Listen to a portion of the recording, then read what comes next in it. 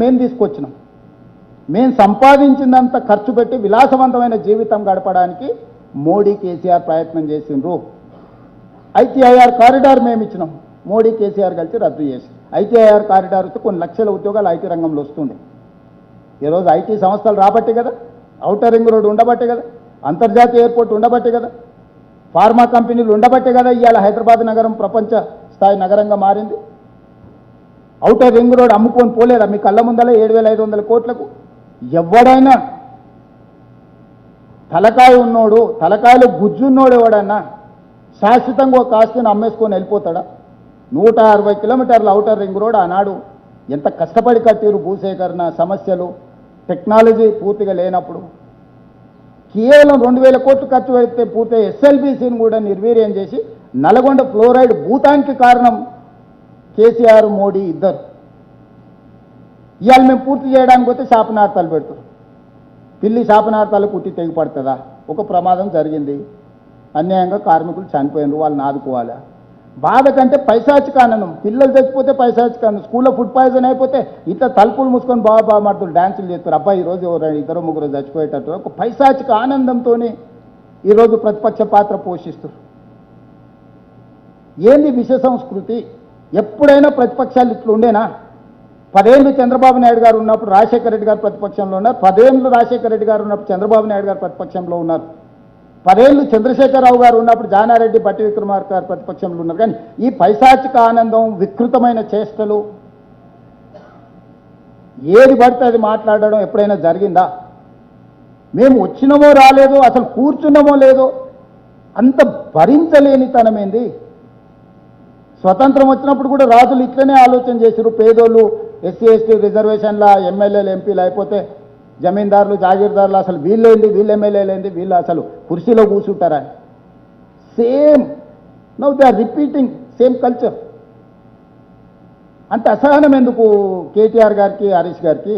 వాళ్ళ మొహాలు చూడండి. ఎప్పుడైనా ఒక్కసారి అసెంబ్లీలో ఉన్నప్పుడు ముఖమంతా పింజరించుకొని ఇట్లా విషమంతా ఇట్లా ఫేస్లో, నిజంగానే వాళ్ళ కళ్ళకి శక్తి ఉంటే మాడి మసైపోయేటట్టు చూస్తుంటారు ఆ ముఖ్యమంత్రి కుర్చీ దిక్కు.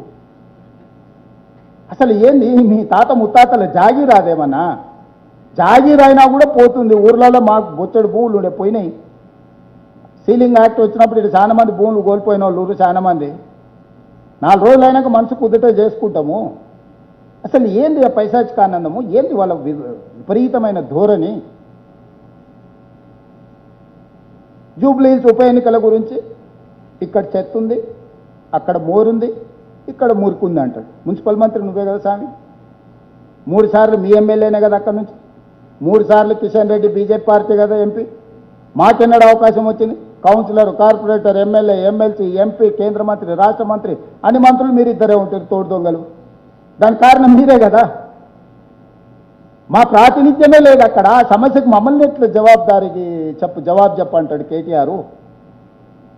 10 ఏళ్ళు అట్లా చేసినందుకు నేను అందుకే చెప్పిన, ఏదన్నా చెత్తకుండి చూసి ఓ రోజంతా ఆయన గట్టేరాడ, దాంతోనే ఆయనకు తత్వం బోధపడుతుంది అని. దయచేసి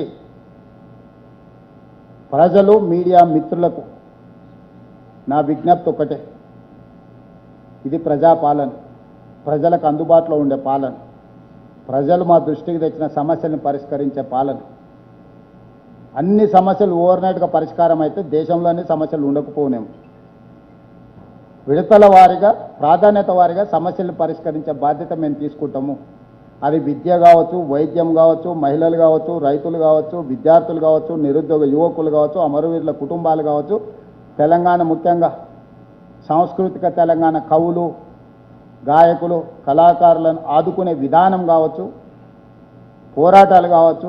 అందుకే మేము నక్సలైట్ మిత్రులను కూడా జనజీవన స్రవంతిలోకి రావండి, మీ ఆలోచనల ప్రకారం తెలంగాణను ఒక దిశగా పేదవాళ్ళకు పరిపాలన అందించే పరిపాలన తీసుకొద్దామని మేము మాట్లాడినాం.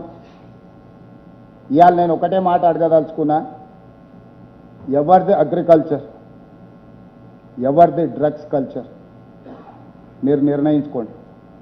ఒకనాడు గంజాయి డ్రగ్స్ అంటే ఎక్కడో ఇనటోళ్ళు ఎవరో వాడతారని, అడవుల్లో సాములో సన్నాసులో తీసుకుంటారని, డ్రగ్స్ పెద్ద పెద్ద వాళ్ళు తీసుకుంటారని విన్నాం. ఇవాళ గల్లీ గల్లీల గంజాయి డ్రగ్స్ కారణం ఎవరు మీరు ఒకసారి ఆలోచన చేయండి. ఎవరిది పబ్ కల్చర్, ఎవరిది సామాన్య ప్రజలతో కలిసిపోయే కల్చర్ మీరు అంచనా వేసుకోండి. ఎవరు సినీ కార్మికులతో కూర్చొని మాట్లాడుతుండ్రో, ఎవరు సినిమా తారలతో గెస్ట్ హౌజుల్లో చర్చలు చేస్తుండ్రో పోల్చి చూడండి. ఎవరి నిబద్ధత ఏందో మీరు అర్థం చేసుకోండి. ఈ నిబద్ధత మీద ప్రజల్ని తీర్పు ఇవ్వమని అడుగుతున్నానే.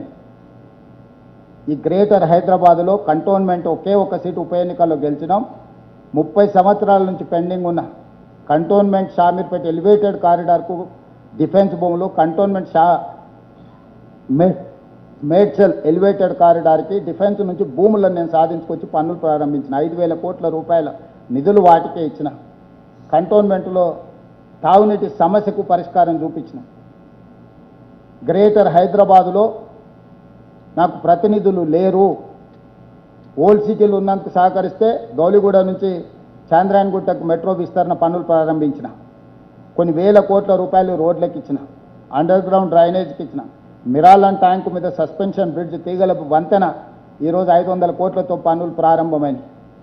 ఎక్కడెక్కడైతే ప్రజాప్రతినిధులు ఆ పార్టీ ఈ పార్టీ లేకుండా మమ్మల్ని మా దృష్టికి తీసుకొస్తుండ్రో ఆ ప్రాంతంలో అభివృద్ధి కార్యక్రమాలు వేగంగా జరుగుతున్నాయి.